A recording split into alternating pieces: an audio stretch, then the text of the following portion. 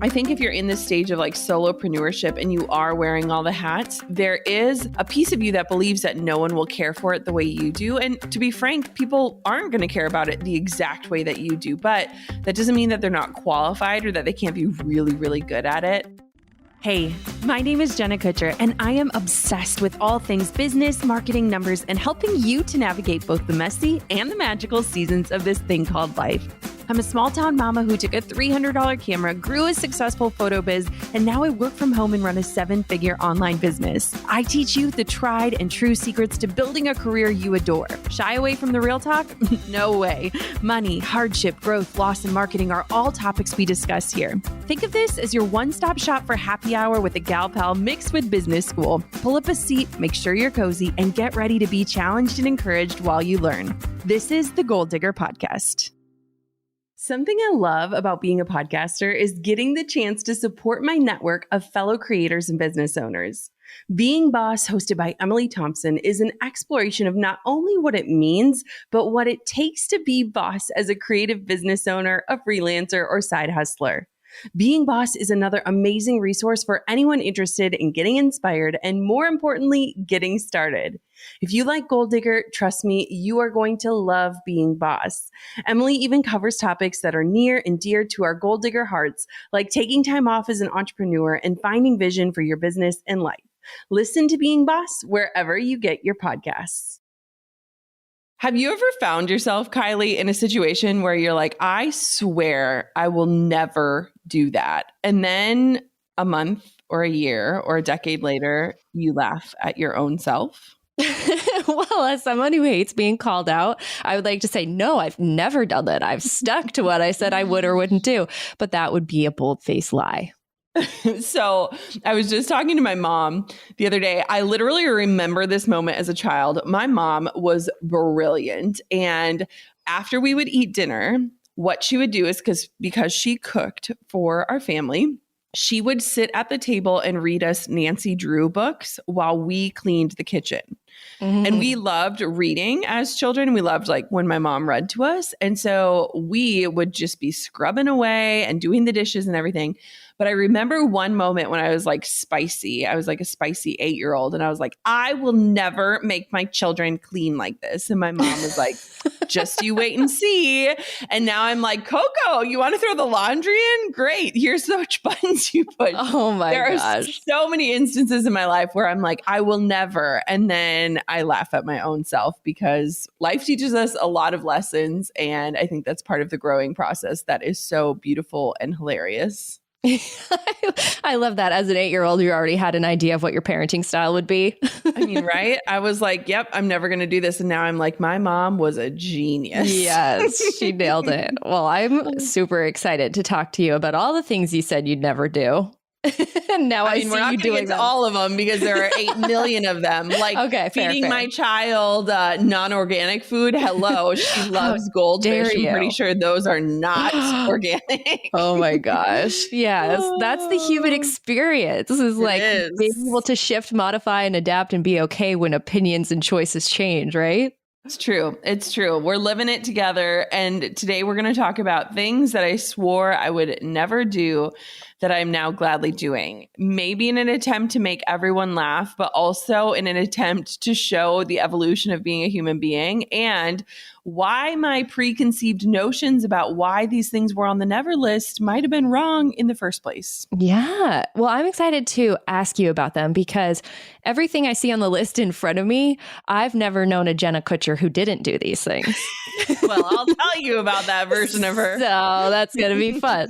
So first things first, which I am like laughing to myself that this is even on the list because you apparently swore you would never outsource anything. Never. Okay.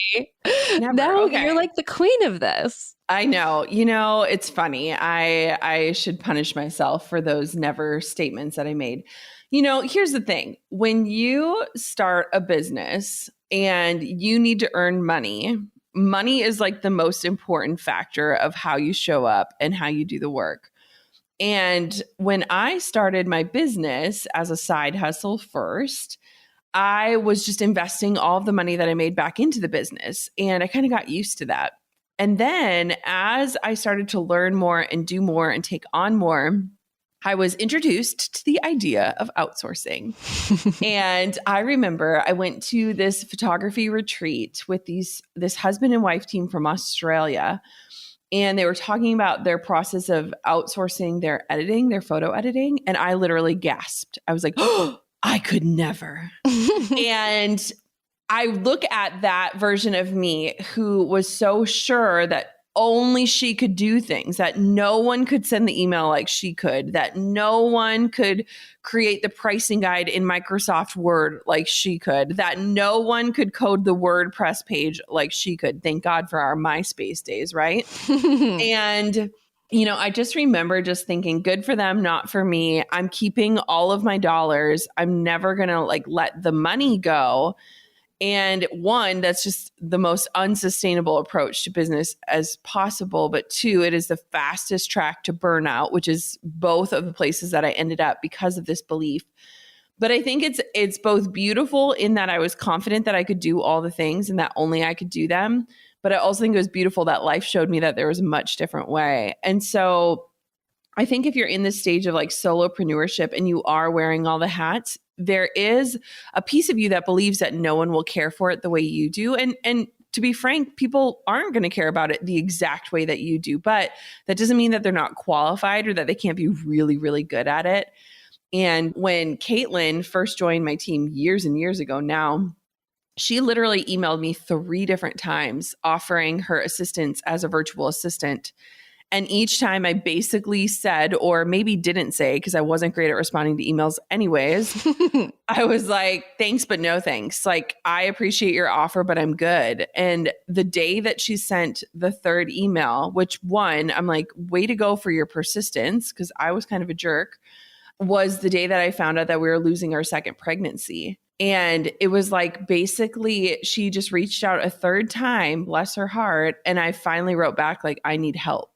And I think those 3 words are some of the most powerful words you can say and admit as an entrepreneur. And I think those 3 words can transform not just your business, but your life. And so looking back, I'm like, yeah, girlfriend, you thought you could do it all. And then you thought that you could have it all. And I think that having it all has nothing to do with money and has everything to do with time. And I look now too at this business that we've built that creates opportunities for 10 women to make an income and to work in a business that they care about. And I'm like, man, that is so much richer than padding a bank account and having no life to enjoy it. And so that's number 1 of I swore I would never. And I'm so glad I did. Yeah, I think the fear around outsourcing does come down to money. And it's really hard to see the trade-off, the worthiness of that money to get your time back until you actually experience having the time back. From my perspective, my podcast, my side hustle business doesn't make a whole ton of money. But when I did finally outsource writing 1 episode a month or 1 episode every 6 weeks, working with a co-writer, I, was more motivated to find income opportunities for the show, right? To cover the cost of that. And then that spilled over, actually ended up earning more money. But the feeling of that, getting pieces of your life back, at least once in a while, is going to pad you, protect you from the burnout that, like you said, you were headed for. So no, Jenna is not afraid of outsourcing anymore. I can speak to that. And she does really good at it beautifully. And you're really skilled at finding people who can, step right in and have your voice and have the same mission and vision for the business in mind. So you are the queen of that.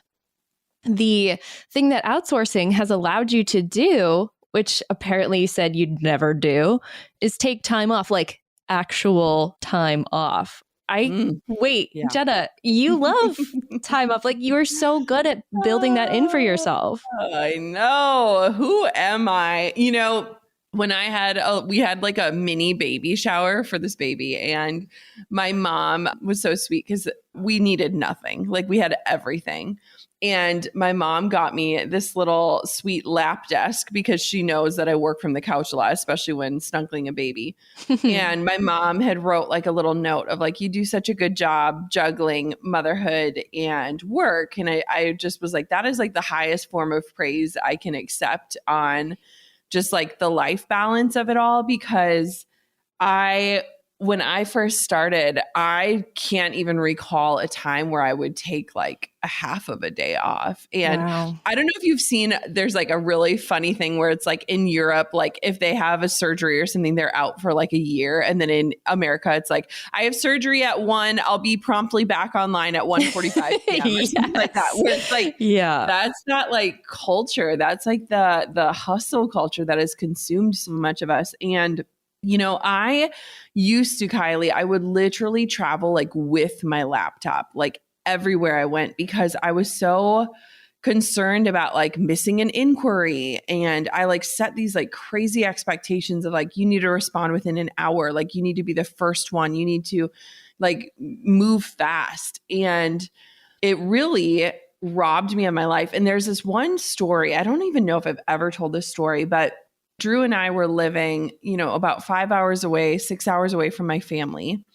And we had planned a family weekend. And for my family to plan a family weekend, it was super challenging at the time. We had a lot of nurses in my family. My dad worked shift work at a paper mill.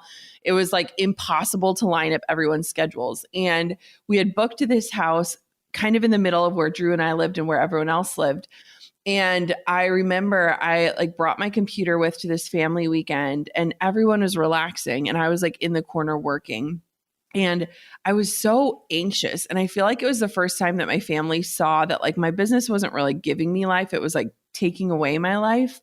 And I had all the excuses in the world about why I needed to be working. And looking back, nothing was urgent. Nothing was urgent.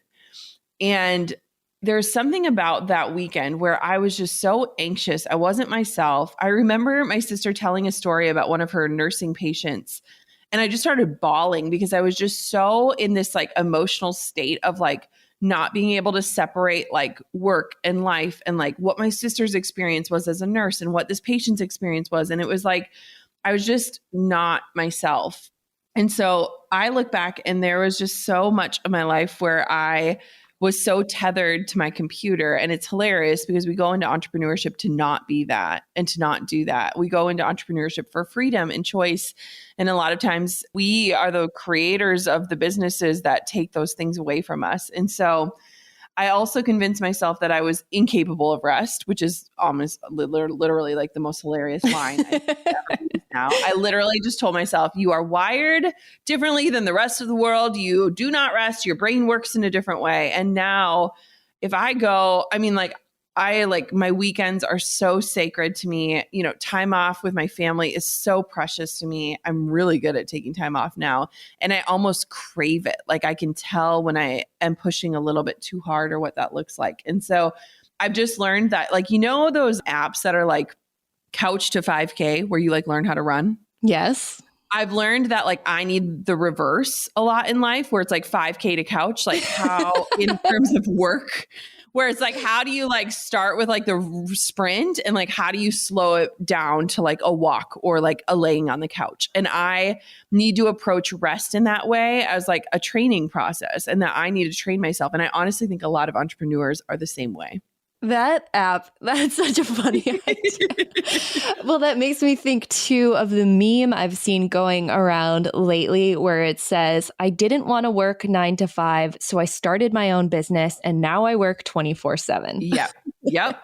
Don't let that be your reality. Yeah. And I think it is for so many people until you start to hit those thresholds of like your time is more important than your money. And you can now see that. And I think that is just like this incredible tipping point that a lot of people have to hit, and where they start to realize like, I'm supposed to be happy with more money or more accolades or more titles. And yet I feel robbed of my life.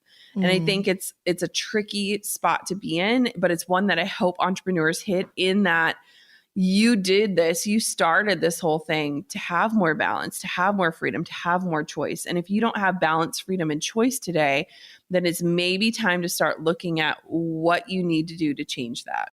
Yeah. We've been through so many adventures together, from the first episode to now over 500 episodes. Growing the Gold Digger podcast, I can't help but see the similarities between how I grew up too. The first day of school feelings, the awkward braces years, and the excitement for what's next. And I know I'm not alone here. Growing a business takes a lot, and a HubSpot CRM platform is here to help your business grow better. HubSpot's reporting dashboard is like your crystal ball, giving you this bird's eye view on your marketing, sales, and customer service performance so that you can get ahead of any issues before they happen. Automated marketing tools allow you to create robust campaigns across all of your marketing channels, and you can even send, test, and optimize emails for different devices and inboxes. And shared inboxes make incoming chats and emails easy to manage and scale for the whole team. Learn more about how a HubSpot CRM platform can help your business grow better at HubSpot.com. Everything can shift in 5 days. Are you down to shift with me? Email lists are the key to growing your business online. And if you've listened to even one episode of this podcast, you probably already know this. Getting started though, well, it's awkward and a little scary. And I was there not too long ago. But now I get to pop into 250,000 inboxes every single week because I decided to simply start at zero. Are you starting at zero or maybe restarting an email list that's been collecting virtual dust? Well, I've got a challenge for you. My absolutely free 0 to 250 email list challenge. It's just 5 days with me. All the strategies that you need to get you from 0 to 250 subscribers on your email list. There's tutorials. It's a mini course, and you can join today at listbuildchallenge.com. You could reach 250 inboxes and more. You've just got to start. Start your 5 days of the 0 to 250 challenge at listbuildchallenge.com. Well, you are very good at setting boundaries and taking time off for yourself and planning for that time off. But one of the areas I've seen you relent in since we've been working together, over almost 3.5 years now, was you always said you wouldn't do any sort of like membership or any sort of setup where you had to show up at a specific time, date, and place. Never. And you relented on that and you're doing it. And why? Why did you kind of go back on that? Yeah, this one does actually shock me a bit. Like the other ones, I can see the trail of how I got here. Mm-hmm. This one does surprise me a little bit because here's the thing. And some people listening to this are going to totally get this. I hate commitments in that, like, Kylie, let's say you and I were together and you were like, hey, next Sunday, do you want to do X, Y, or Z? I hate committing to it because I'm like, what if Sunday comes around and I just want to lay in my pajamas? Yeah. I am a commitment phobe because I'm like, same. I think too, entrepreneurship makes us worse with that because we are used to kind of, tuning into our energy or our desires and like matching what needs to get done with those things.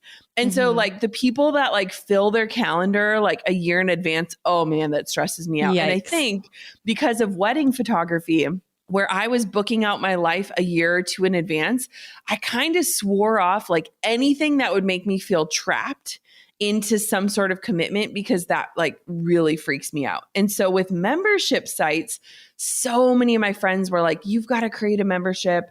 It is such an amazing way to serve your audience. It's such a cool way for you to show up. And the only person in the world that convinced me to do this was Brendan Burchard. And I love it that he was the one to get me to do this because him and I very much share values of like, we work so that we have the freedom of time and choice and not the other way around. And so when he told me about Growth Day and he was like, you just get to show up once a month, you teach for an hour a month, you get to be a part of this community. You get to present this to your community as this opportunity to get coached by like literally the world's best professional development and personal development coaches in the world. I was like, okay, let's try it out. And it has absolutely shocked me how much I enjoy it and how much that consistency piece doesn't feel like it's trapping me. Like I very much look forward to it. And it's wild because every month when I log in and I get to like see the students and like we're literally like live together, there's just this energy that you can't get through automated things, that you can't get through some of the other methods that I use and love. And so it's really shifted my way of doing it. And I think the reason why I love Growth Day is because Brendan spearheads it. And so I get the easy job of just showing up. And it's been really fun. So if you haven't heard about Growth Day, or if you're like, wait, what is this thing?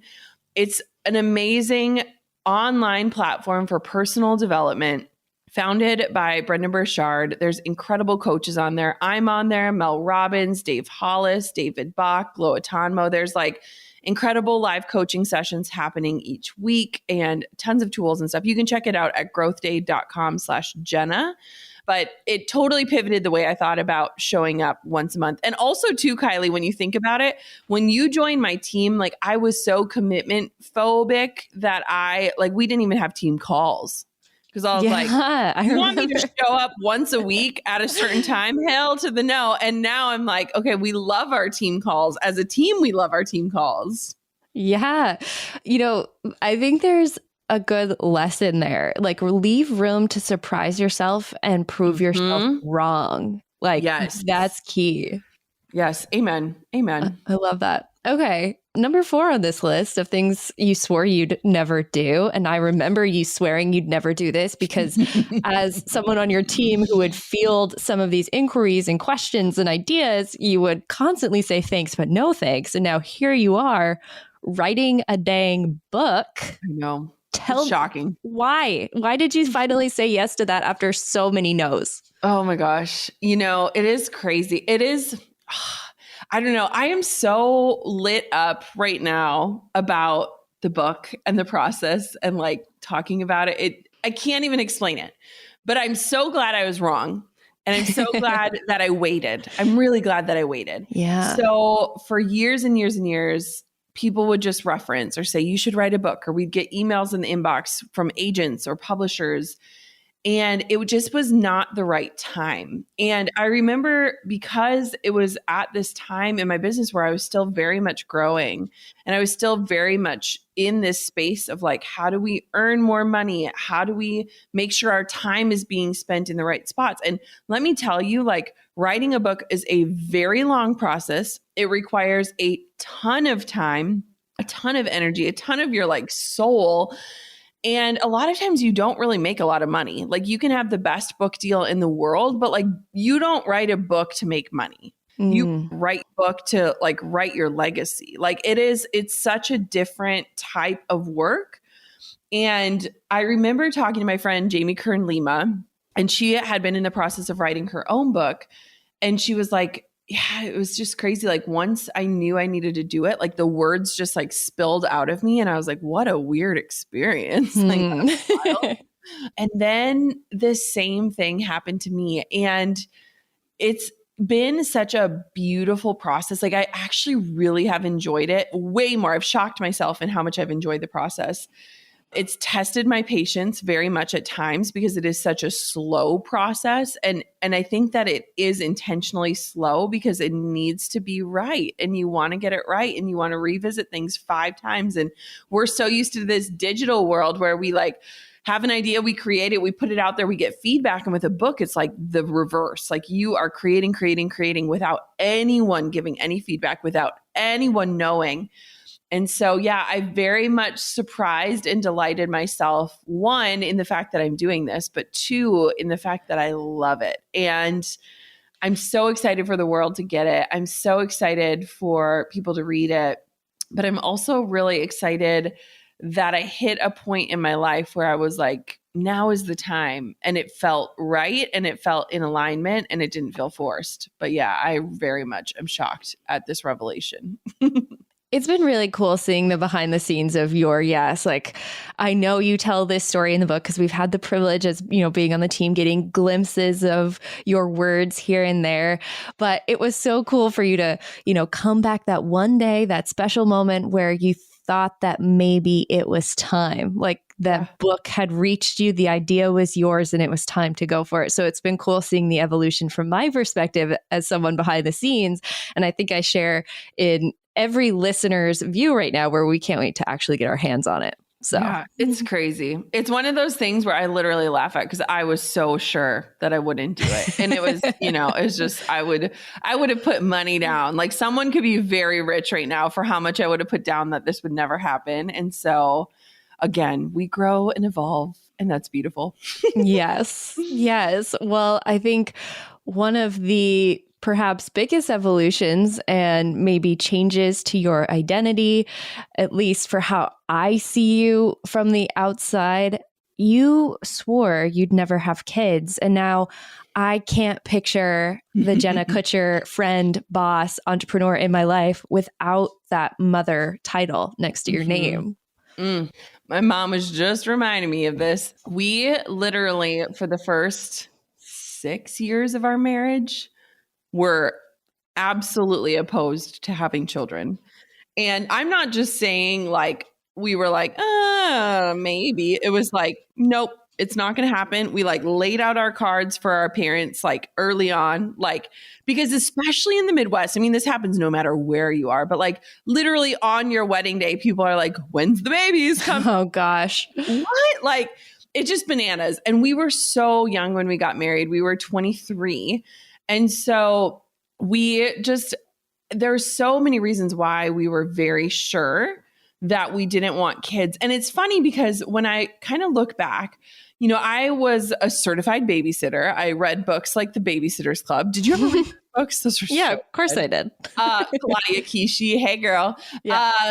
And I was a nanny for a summer and things like that. And so it wasn't that I wasn't like maternal or I didn't like kids. It was just that like once Drew and I got to a place where we were married and like kids were a very real possibility, there was zero desire. And we just cherished our time together. It was in the building phase of my business. Like our lifestyles did not at all support this idea of having children. And when I look back and I'm like, well, what was the like change or like when did that start? I think for us, seeing both of our brothers become dads to our sweet little nephews and watching someone so close to us, like someone that shares our DNA, go through that process started to kind of light this like tiny little spark of like, maybe. And it's so interesting because I think, we've talked about like how it's like your business is your baby. And I think that for a long time, that really was true for me. And I think there was just so much fear around motherhood and what if I regret it? And like, what is this going to do to my career? Things are just taking off. And what about momentum? And how am I going to juggle all these things? And so it is wild to look at my life today and the roles that I play and what it looks like, because for a long time, it just wasn't the vision that I held for myself. But I also think it was just a vision that I couldn't even imagine. And now I'm like, I can't imagine my life without it. Yeah. We talk a lot about what I picture for motherhood for myself. My husband and I were kind of at that phase. We're both in our 30s. If we're going to have kids, we should do it now. And we're recording this advance. Who knows? Maybe the universe has a kid in store for us by the time this comes out, But that's the thing. I've always held to the phrase for my parents specifically who keep asking. It's like, I reserve the right to reevaluate my stance on this. I take a very political approach, of like, that. I want to be able to say yes to that experience of life. I don't want to miss out on being a mother, but do I want to be a mother to multiple children? Is that even possible for me? Like, I reserve the right to reevaluate. And I think having kids where there seems to be an expectation that that's what you do, you get married and then you make children. It's like finding a way to stand your ground and figure out how you actually feel about it while also giving yourself room to change how you feel about it along the way. That seems to be, there's like a lot of permission granting that has to happen when really the permission has to come from you, yourself, your partner. Yes. It's a lot for women too, because I think, I was just talking to like some close friends who are a little bit younger than I am. And it's like, they're saying like, okay, well, we think we want to have 3 kids. Well, we don't want to have them back to back to back. So then there's this gap. Well, then I'm in my maternal years for a decade. Well, I'm already X years old. You add on a decade. Am I going to be too old? What is this going to look like? What about my fertility? Like all these things. And it's like, it is such a complex decision. And so many people are not even just struggling with the decision, but struggling with the outcome of that decision. And it is just wild. Like even looking at my life, like we are very confident that like our family is now complete. And I always just had a vision of 2 children. So did Drew. We shared in that vision. And it's like looking at our own journey, you know, it's been almost a decade-long process when you figure in our losses and our fertility struggles and, you know, pregnancy and nursing and then getting back into the business before getting pregnant again and like what that looks like. And it's like, you know, my heart goes out for women because I just think it is such a complex topic. And I also think the world wants black and white statements. And when we give them a gray, that's when they poke and prod. And that's when we get frustrated or like backed into a corner. And so it's wild to look back and be like, I was so sure like that, you know, we were just going to be the fun aunt and uncle. and I love those roles that we play. But I also am just like so grateful that we both changed our minds and that we were on the same page and like our lives just look so different than we thought they would, but it's so much better than what we even pictured. So beautiful. Well, I want to wrap this up with one fun question that maybe you won't be able to answer, but I'm going to ask it anyway. Okay. Is there anything you're saying you won't do right now that we will have to follow up on in like 5 years' time? Let's see. I don't think I would ever do a TV show. Okay. I think I'm 1, too boring. 2, I hate wearing makeup and like real clothes. Yeah. And 3, it's just like when I watch The Real Housewives or things like that, I'm like, there are literally like cameras right there on their faces. Like, you know, like, I don't know. It's just like, how would you actually be like a normal person knowing that somebody's going to see this? Mm-hmm. So reality TV, ixnay on that one. All right. Let me think if there's anything else. I don't think I'll ever go back to brunette for my hair color choice. Okay, that's a good not one. a great one.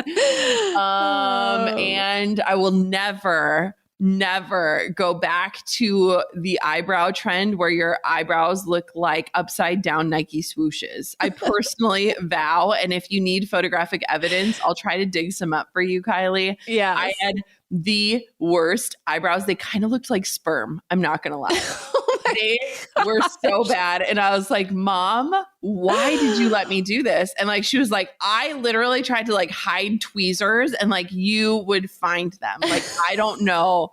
So those are my vows. No reality TV, no brunette hair, and no sperm eyebrows. Wow. Okay. Well, I'm here to hold you accountable, at the very least, to the eyebrow thing. I can keep you in check there.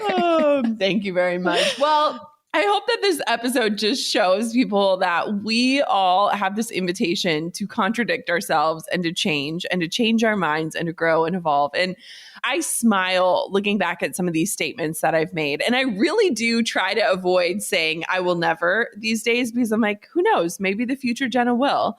But it is really cool in our journeys to kind of invite ourselves to be open to change and to really just recognize that we are constantly learning and growing, and we're invited to step into new identities of ourselves and show up in different ways. And I don't know, Kylie, I'm just grateful that you and I get to navigate all of these changes together, and we get to laugh about them and those statements that we make, and that we get to go through life just constantly evolving, but constantly falling in love with the version of ourselves, but also respecting the versions of others as they consistently grow and change too. So it's kind of a beautiful part of the process. It's so fun. Thank you for letting me hold you to task on some of these things. Because like I said, I've never known a Jenna Kutcher who didn't like to take time off or wouldn't take time off. But I've actually never seen a brunette Jenna Kutcher. So I guess I'll have to resist that change alongside. Yeah.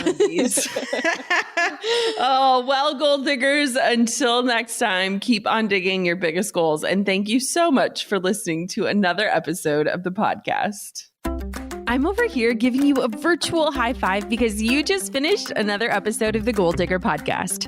Did that go by way too fast for anyone else? If you want more, head over to golddiggerpodcast.com for show notes and all the discount codes from today's sponsors. And if you're looking for a new crew of movers and shakers like you to bounce ideas and ask questions, be sure to join my exclusive community for gold diggers on Facebook. The link's waiting for you at golddiggerpodcast.com.